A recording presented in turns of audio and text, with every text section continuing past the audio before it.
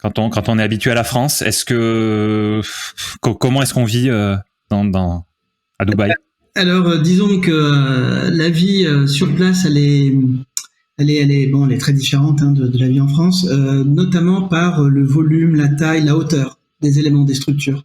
C'est-à-dire que lorsque je reviens en France, même si je n'ai passé qu'une dizaine de jours à Dubaï, mes séjours sont fréquents sur place pour voir mes parents, des amis aussi, des amitiés que j'ai pu nourrir sur place.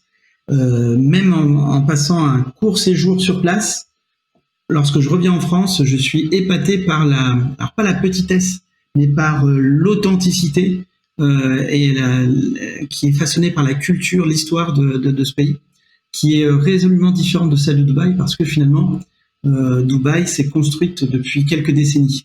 Ici, on est dans un contexte où il y a certains bâtiments, comme tu l'as dit toi-même, en Auvergne, il y a des villages qui datent du Moyen-Âge. Donc, c'est vraiment le plus différent.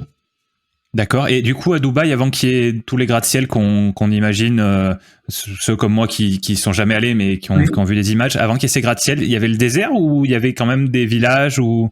C'est ça. Il y avait des déserts avec quelques villages parsemés. Et il faut savoir que l'activité la plus rentable, donc jusqu'aux années, on va dire 30, 40, 50, eh bien, c'était des activités de pêche. Et c'était en tout cas l'activité la plus fréquente, notamment les pêcheurs de perles. Donc c'était des hommes qui étaient des champions de l'apnée et qui plongeaient et qui cherchaient des perles donc au fond de la mer. Et puis parce que Dubaï a toujours été un port sur le trajet entre donc l'extrême-orient et l'Europe, et donc c'est un point de passage.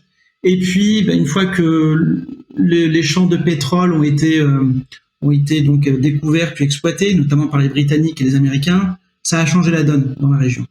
Et réellement, je dirais que je rajouterais même un autre événement donc d'ordre politique qui a changé les choses aussi, c'est que Hong Kong était une plateforme commerciale financière de première importance pour les Britanniques.